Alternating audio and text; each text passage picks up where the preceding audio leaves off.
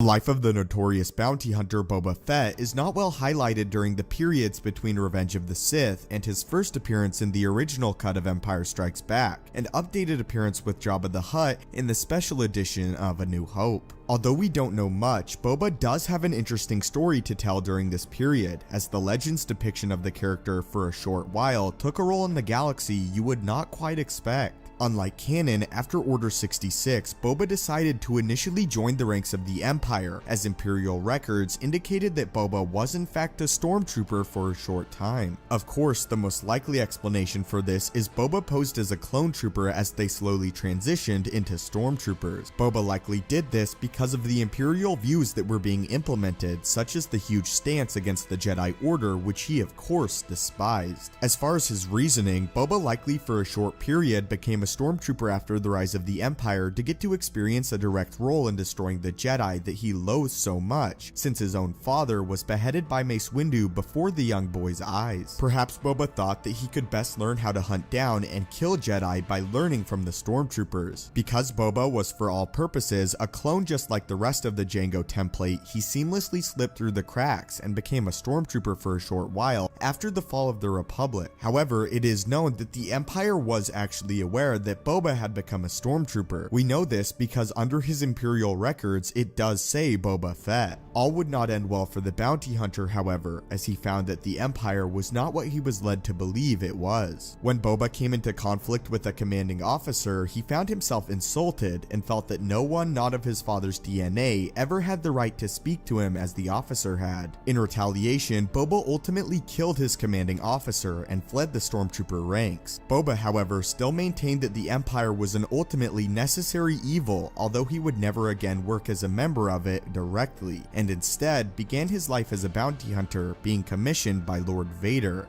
Boba still worked for the Empire, but never among its ranks. When questioned about the Empire, this is what Boba Fett said: "Everyone dies. It is the final and only everlasting justice. Evil exists. It is intelligence in the service of entropy. When the side of a mountain slides to kill a village, this is not evil, for evil requires intent.